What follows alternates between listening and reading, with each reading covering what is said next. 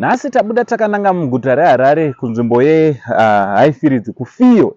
Nhasi tiri kuFiyo kwatava kuzoona mudzimai anonzi Patience Musa kana kuti Mai Jilimba. Aiwa, mudzimai uyu she is one person akazvigadzirira zita kuburikidza nemitambo yemadhirama, one of our living legends muZimbabwe. Aiwa, mudzimai uyu anozikanwa zvakare nekuita maadverts, vanozikanwa nekuishuta mavideos, mamusic videos, zvakafanana nevideo ravakamboshuta rinonzi Mukwasha naJapraise. Handiti nhasi ndobva tauyazoona kuti timbokurukura navo timbonzwa kuti zviri kufamba sei. Aiwa, ndichida kutendai mhuri yeZimbabwe pano paSaint TV basa ichienda mberi. Aiwa, kana usati wasubscribe, turn on your notification bell so that every time we upload a video you'll be notified. Also, don't forget to follow on our Facebook page Saint TV. Zvakare musakanganwe kana maita dambudziko nemotikari dzenyu suspension. Aiwa, tave kuita zvakare zvesuspension Fit and Go. Aiwa, ibasa redu kuona kuti motikari dzenyu dzakasimba, motikari dzenyu dzine suspension yakanaka. So zvamunongoita, aiwa, imi tibate panhamba dzepaScreen, nhamba dzaasawira vedu veFit and Go. Aiwa, handei munozvinzwira. Aiwa, tisvikewo. Vakomana imi vakomana ndimera kuzoita ungati kabhebhi kudai kugeza kuchengetwa nemafans. Aiwa, mafans vari kuita basa guru. kuFacebook, kuYouTube ndiri kuona kuti muri kubvira. Ndiri kubvira Mai Jilimba skits zvisingaiti zvokuti vasati vakufollowa iga hamenowo kuti vane mwoyo wakaita kwemi mangosi kokusimba so. Aiwa, ndiri kuchengeta mazimba. Aiwa, kudya ndafara mufunga mandirangarira. Nhasi tikatirega saka makasimberei. Aiwa, tinofara Mai Jilimba. Aiwa, tinofara. Kwai makadiko uncle? Aiwa, isusu tinofara. Chokwadi mufaro wedu kuva nemi nhasi pano paSaint TV timbogara pasi tichikurukura nema-living legends edu. Chokwadi. Chekutanga tichitanga vangada kutanga nekuziva kuti vanombonzi Mai Jilimba. Mozova pane vamwe vakatanga kuona paFacebook, vakaona mane mafollowers akawanda paFacebook. Vamwe vanongoziva kuti Mai Jilimba skits, vanombonzi Mai Jilimba skits. Anombori ani chaizvo chaizvo? Anonzi Mai Jilimba skits ndini wamawanirwa mukana nauncle kuti mundizive chaiko. Ini ndinonzi Patience Musa ndo zita rangu. Ndiri mutambi wemadhirama, mutambi wemafirimu, kugadzira kwacho mafirimu, zvese nekufadza vanhu necounseling chaiyo. Tinokansela mafamilies anenge akuparara nekuda kwetunhu tudiki tinobatanidza. Alright. Timbodzokera kumashure. Zvekuacta izvi makazvitanga rini? Kana muchiri kurangarira. Zvekuacta izvi ndakazvitanga kuma 86 nditanga kuonekwa muruzhinji. Ndichiri mudiki chaizvo. Makatotanga nekuonekwa pazvivhitivhiti here kana kuti manga muchiri kuacta muchiri kuchikoro? Kazhinji takati actei tiri kuchikoro. Ndichibva ndichitorwawo nevamwe vane zvimitiko zvavo. Ndichibva ndazopinda muZTV. ZTV ndo yandirerazve. Ndo patakurira vachibva vazondionawo kuti aiwa inyanzvika munhu uyu. Saka madhirama mazhinji aiuya muZTV ndaipinda. Ndakabva ndazodzidza futi basa rekuita makeup. Ndiri makeup artist mumadhirama imomo, uyezve ndiri producer wemadhirama. Musiyano wamungati wavepo zvaizvezvi because imi makambotanga muri kumadhirama aibuda paZTV. Iye zvinota kuona futi mako pasocial media matova futi shasha dzeko. Musiyano wamungati wavepo zvanhasi nekare muchangotarisana netelevision chete ndeupi? kunonzi vanofambirana nenguva nokuti munoona uncle ZTV ichannel inogona kunge ichionekwawo nevamwe vanhu vamwe vasingaioni. Social media ichannel futi inokwanisa kuonekwa nenyika dzese dzakatibukira. Saka mukugrowawo kwatiri kuita ikoko takazoona kuti yezvo inga social media chinhu chinozoparadzira mashoko zvakatosimbarara kupfuura hako zvatanga tiri. Saka makaona takazoti regaiwo timbotrayawo zviri kuitwa nana Uncle Saint nokuti imi matisatambokuonai pachivhitivhiti tinongokuonai pasocial media. Saka takaona kuti inga you are doing well. Inini ndinokwanisa kuzviita izvi handingakundwe naUncle Saint. Chokwadi mafanziwo enyu tichitaura imimi mune mafanzi vakuru nevadiki munobatanidza vese vechikuru vekare vanhasi vachazvarwa vachangozvarwa muchiita basa iri muri kukwanisa sei kubatanidza vakuru nevadiki kuburikidza nemadhirama enyu? Chinhu chamunofanirwa kuziva Uncle Saint neruzhinji rweZimbabwe, acting haina zera. Nyangwe mwana azvarwa nhasi rusvava anokwanisa kuacta. Nyangwe muchembera akubata mudonzvo kudai anokwanisa kuacta. Saka naizvozvo talent yeacting haina zera. Inoramba ichingoenda. Mai Jilimba vachangoramba vachingoacta kusvikira vafe. Hakuna zvekunzi makaritaya, hatichakuonai makaritaya. Aiwa, tinenge tingorimo chete mundima tichingorova kusvikira Mwari vatisvitsa patinofanirwa kuti tisvike tigumire pabasa redu. Saka kuzvigona kwandinozviita ndekwekuti inini ndinenge ndichiedza kuti chinhu ichi chisave chiri changu chete inini Mai Jilimba. Chive chine uparadzirwa hwemhuri dzimwe dziri kutotadza kuziva kuti ndopindawo sei muacting, ndopindawo sei muchinhu ichi.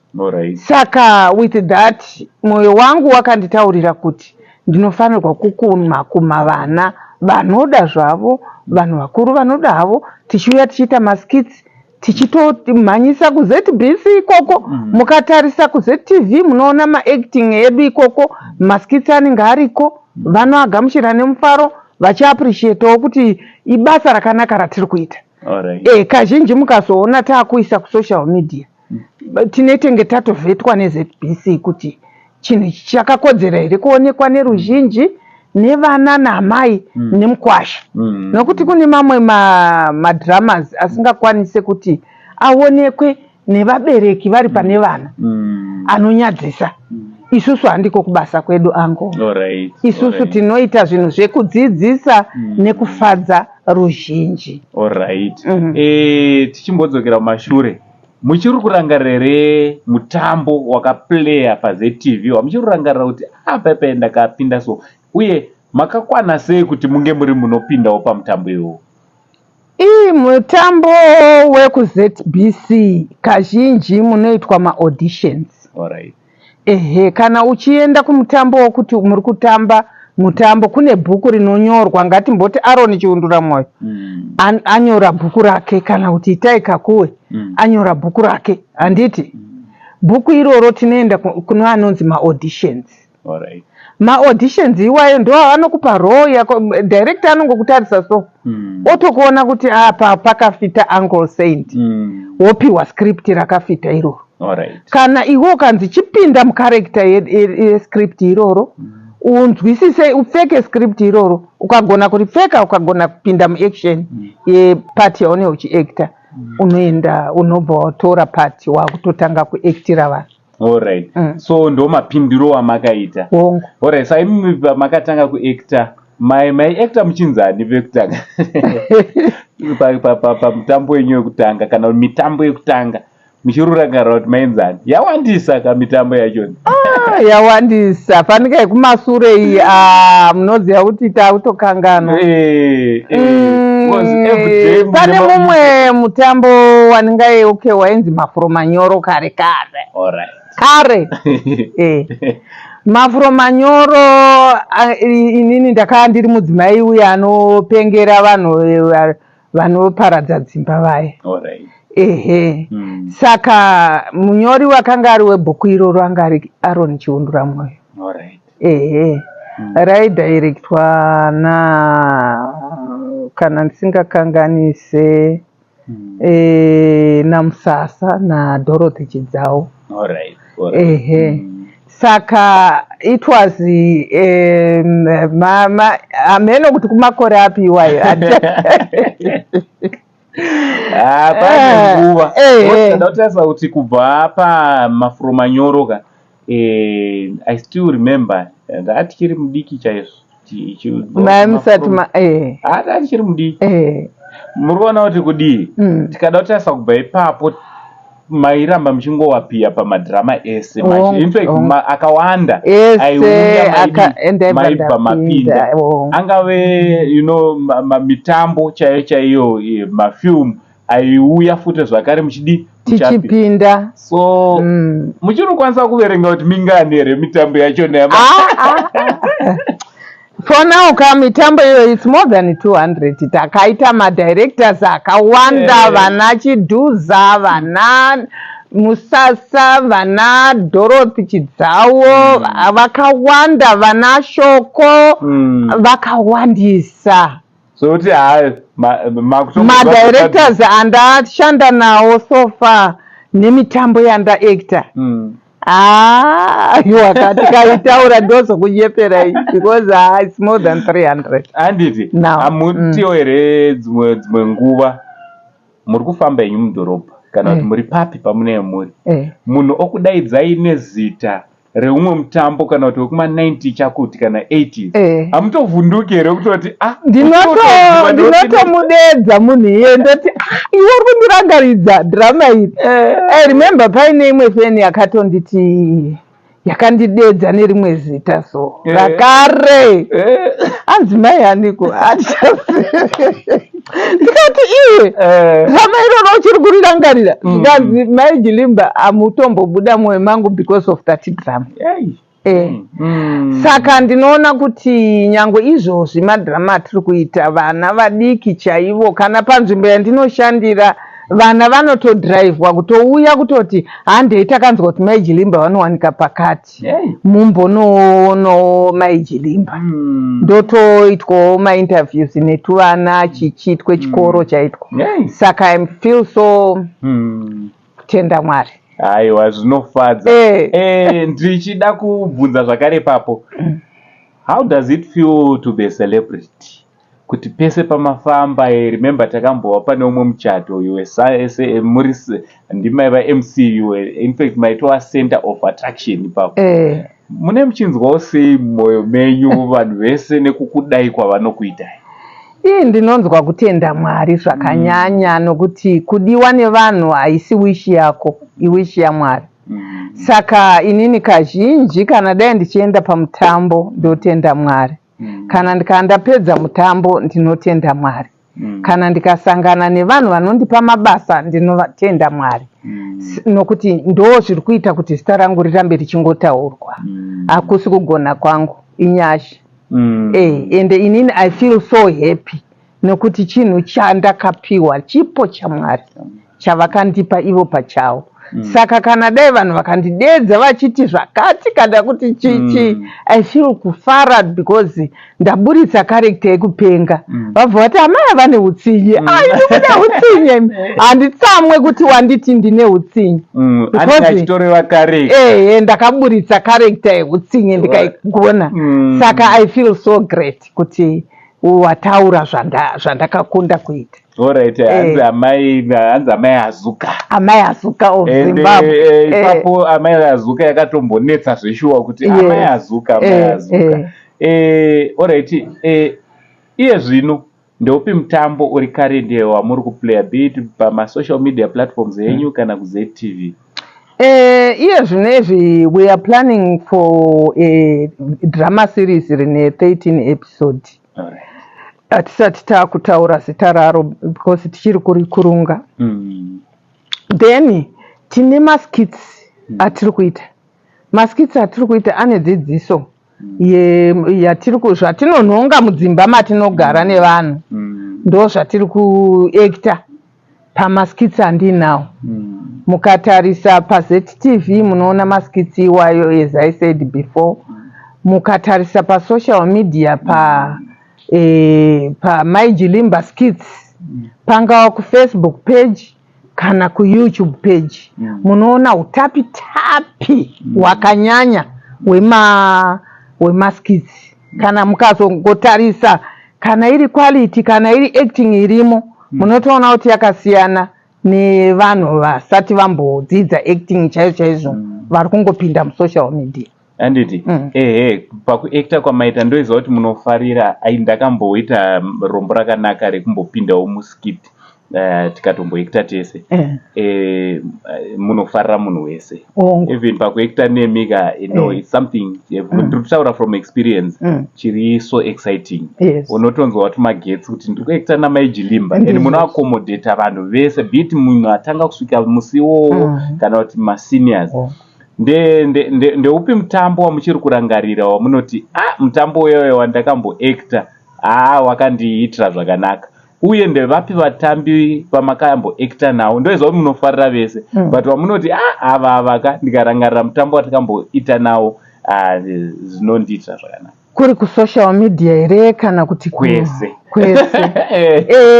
Inini ndinogara ndichingotaura hangu Kasiya Ndima, tinana Stella January, tinana Mr. Met. Mr. Met riya ranga risingagone kuekta. Asi ndakarichuna because raingogona kutakura masimbi. Ndakazoona pandakaita grow on naro ndichiri grower ndakaona yesu rakutogonawo kuekta. You remember timboekta ndakati vambama usanyepedzere nokuti kana uri muacting kana ukanzi chema ibva watochema, kana ukanzi rova munhu rova, kana ukanzi sekerera hauna kunzi zhinyura unenge uchinzisekerera. Saka all those things zvinhu zvatiri kuita muvana. Then mataura nyaya yekuakomodheta munhu wese. Kana tichiekta hatisi kutukana, kana tichiekta tiri kuumbiridza mifaro muvanhu, kuti mifaro irambe iri muvanhu, kuti kudzidza kurambe kuri muvanhu. Saka kana tikazoti tiri patimu yedu saizvozvi takuwanika tichiti wamboona zvaita Uncle Sandy, takunyeyana. Munhu iye haafa akadzidza nokuti wamunyeya, haana chaari kudzidza nokuti haana kuzvinzwa. Saka inini ndinokumbanidza, uye vana vandine ndinavo ivavo ndovataurira kuti makuhwa no, kushorana no, kunyadzisira no, kunyengana paseti no. Why? Nokuti tikaita zvekudanana paseti zvinoreva kuti mutambo wedu unofira panzira. Nokuti uyo akazorambana neuyu zvezvakutoreva kuti taurai, kana riri script rinoda kuenda kumberi tariurai, nechikonzero chekuti macharacters arambana, haachakwanisa kuuya kushuti nechikonzero chekuti akuti tarambana, ndarambana na chimuti, saka ini ndichagoenda sei, iye handiramba. Saka tinobva tazviganhura izvokuti kunouyai tichifara tichiita basa ratainga, kuzvekunyengana nezvetirai iko kunze uko hatizozvida panapa. Saka so tiri papo zvakare mambotaura mukati zvoni ngavauye muchivadzidzisa kureva kuti are you open for those? Pane vamwe vanhu vari ma-inspiring actors vanoti ndoda kutozoitawo samamajili, kamwe kasikana kechidiki nekakomana kechidiki. Mukana wachona uripo here wekuti vange vari vanokubatai vachizodzidzawo kubva kwamwe? Vese vamunoona ndinavo ivo vaya vanowana mukana wokutongonditsvagawo kuti Mai Jilimba ndokumbirawo kuekta nemi. Ndotanga ndamuona kuti akamira sei mwana, ndotanga ndamuona kuti mwana uyu anogona kuti tiekte nayewo here. Passion yake ndeyei asati auya kwatiri tonzwisisana ipapo. Uyezve chimwe chinhu chiri kutondinetsa pakuekta nevana, kuti hatina facility yakakwana. Hatinawo zvekuti tibatsire vana vamwe inherera dziri kutouya kwandiri dzichiti inini handina zvandingakwanise kuita kana kuti chii. Hatina rubetsero rwatinokwanisawo kuwana.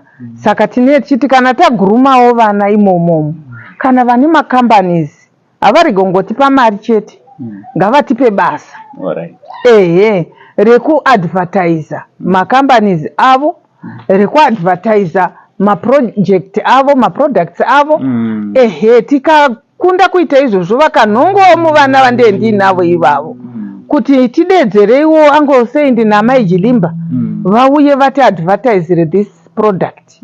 Tidedzereiwo Dhunda uyo Chale uyo naMai Jilimba vatiadvertisirewo this product. Anakuda Rashman. Tinechinzwa kutenda Mwari kuti ndosaka ndiri kuudza that team iyoyo kuti macompanies ega pachawo vane right yekuti Mai Jilimba tigirewo nhingi auye muadvertise this. Ndo imwe way yatiri kukumbirawo nayo mumacompanies, nyangwe muhurumende yedu chaimo, nyangwe kupi, kuti tikwanise kubatsira vana ivava vari kuuya mandira vachiuya. Mashoko amungada kusiyira kumafanzi enyu nevamwe vasati vambokuonai handiti pamwe watanga kuona izvezvi mungada kusiyirawo mashoko ekuti kudikwa? Inini ndoda kusiyira mafanzi angu nemafanzi achangoburwa kwandiri kuti ini ndiri munhu anofara. Ndinoda kuti amuone fesi yangu yainombonyana because ndogara ndichifara. Saka inini ndinoda vanhu vanofara. Handidi vanhu vanouya nemiedzo yakaipa kana kuti tigarisane zvakaipa iwe wabva kuna Mai Jilimba. Aiwa, inini kana munhu ari kwandiri chete ndechingomuratidza mazwi akanaka, anoumbiridza, anofadza mhuri yake, anofadza vavakidzani. Ndo kubasa kwangu chaiko ikoko. Saka ini ndinoti whoever anenge achida kundiwana anondiwana pa 0775 274 581. Ndo namba dzandinobatwa nadzo pane anything chinenge chichinetsa kana chichida kugadziriswa, kana vane vachidawo kuti tibate basa kwavari zvikuru maadverts. Michato zvakare, mapati zvakare, kunyangwe kupa nhamo munochema nevanochema, vakasununguka zvakare kubatai panhamba dzenyu idzodzo handiti? Pamichato ndinoita MC zvakanyanya ende munonzwa kufara. Pamakitchen party apa tichirairayo vana vasikana vachangoburwa ava ndokubasa kwangu. Pamabachelors party futi ndiri mukadzi wani ndichirayira vakomana vechikomana vechirume ndinozvida, ndinozviita zvakanyanya. Pama adverts tataura zvingani naiba? Tataura zvese. Aiwa, vabata zvamunongoita vabate panhamba dziri pascreen. Also, let's not forget, uchingobva panapa kuona video rinoiri, bit wariona pa YouTube, ibva watono subscribe pa channel ya Mai Jilimba Skits. Also, nekunofollowa pa Facebook page ravo ari kubvira, ari kuita kupisa, rakanzi Mai Jilimba Skits. Ayo, ndinoda kutenda Mai Jilimba nenguva yenyu yamatipa yekuti tinge tinogara pasi tichikurukura. Aiwa uncle, inini ndatenda zvikuru kana pandaona muchisvika pagedhi apo. Ndanzwa kufara kuti chokwadi vauya. Ndatembenge ndichiti ndimbofa ndakawanda munhu akaita semi pano. Aiwa, kana neniwo futi ndafara zvisingaiti. Mwari vakuitire zvakanaka nebasa ramuri kubata mukati menyika ino yeZimbabwe. Uncle Saint, muri kudakadza, muri kuita zvinhu zvinomutsa mweya yakawanda mukati mekunamata. Aiwa, tinotenda. Kana tichitsigirwa nemalegends kudai, tichamirirei? Isita kutoramba tichiendera mberi nebasa redu. Aiwa, ngazviita. Aiwa, ndinotenda. Aiwa, sekuona kwamaita kuti tanga tichikurukura naPatience Musa, our living legend. Vanozikana zvakanyanya nekuti Amai Azuka, vanozikana nekuti Amai Meki, Amai Jilimba ndoriri kubvira zvamai manje. Aiwa, makasununguka unyora comment section kuti munofungei nezve celebrity renyu, our living legend. also nekuvabatawo panhamba dzavo muchivapawo mabasa. Mwari wakudenga vakuitire zvakanaka, vakufudze mberi. Tinogashira ango. Tatenda from Ango Saint naMai Jilimba for now tichiti it's much love.